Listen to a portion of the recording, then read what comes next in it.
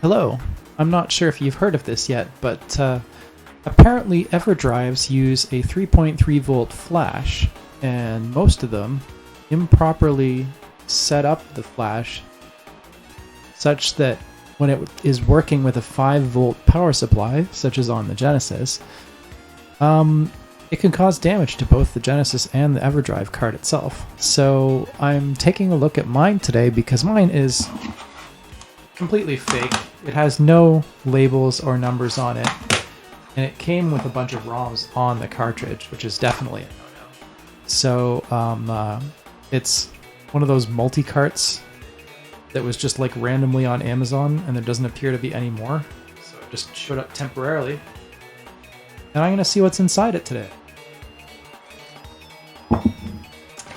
So it's time to take apart the fake Everdrive. I don't know if anyone has been, seeing any of my past streams or anything like that, but I've had some issues playing this fake Everdrive, and I thought it might have to do with Genesis itself being literally rusty because it was outside or something, or it looks like it had been outside. Or it could be the cheap knockoff controller that I own, because sometimes it was dependent on whether I wiggled the controller in the controller port that is also rusty. I would get sound or not get sound, or I would get, one of my directions of control would just disappear. So there's a lot that's wrong with my Genesis situation. Genesis is old and busted, and the only games or controllers I have for it are fake. I don't want to compound that issue by having the fake Everdrive actually nuke my Genesis, so let's open it up and see what we get inside. So as you can see, there's the standard 8 gig memory card that it comes with. Few resistors in the back side. I don't know if that's supposed to be protection or not. Aha! So it appears to be... Yep, there's an Altera device there. I wonder if I can get a picture of it. I'll probably post a scan later. An Altera Max 2. Let me just try and read these. There is an Altera Max 2 EPM 240T 100 C5N. N bar 9 M1 625U bar 9 M7 9222 3W3U. Is that it? And U6N00. Okay, so that's the tiny Altera FPGA, I guess. There's like a little LED there, which you might be able to see. Altera, one flash module, and then another, I guess a smaller flash module just to hold the current game. So one of them must be the operating system, one of them must be the actual, running memory that is used, that is accessed by the Genesis.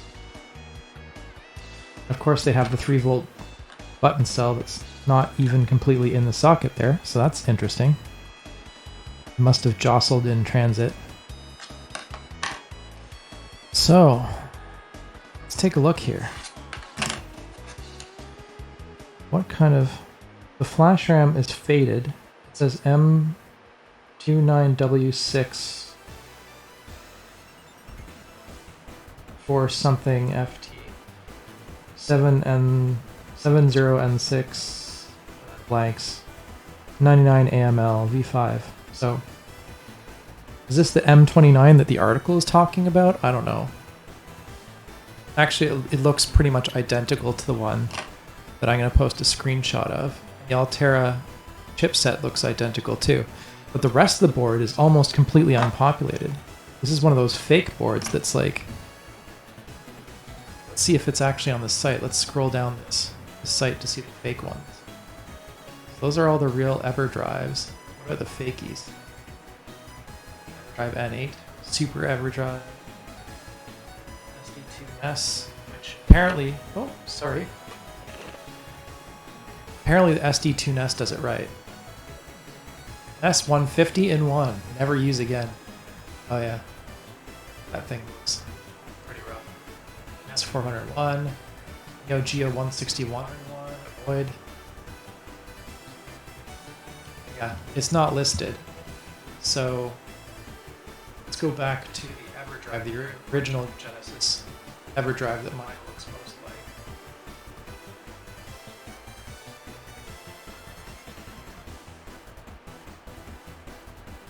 So the Everdrive MD, which is this is clearly based off of, it has a flawed design too, and this one mimics that flawed design, and it's using tiny resistors. Let me see if I can see. They're actually higher ohms though. I wonder. I'm gonna get a magnifying glass quick.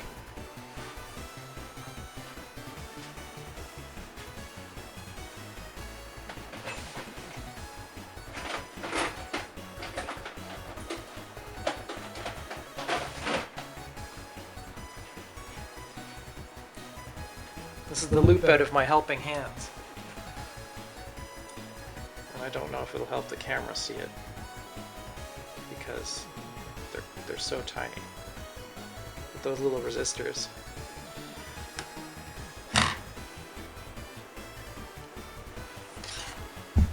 Let's take a close look. Those little resistors are 101? So are they 100 ohm resistors? Yes, they all are. All of these are marked 101, I think. Well, so all of the resistors are marked 101. And those are just capacitors.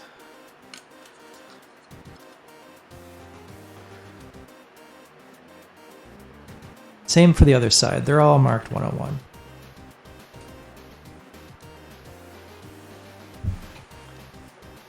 The loop really helps though. I can see that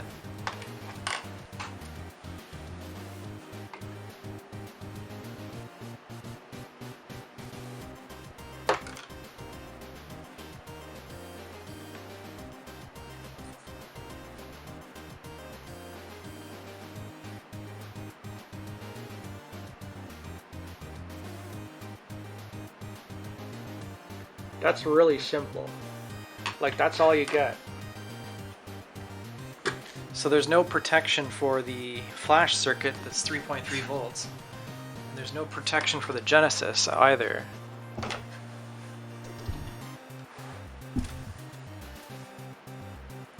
So that's the problem we face. The bottom is an AMIC LP62 and then a script S1024BX.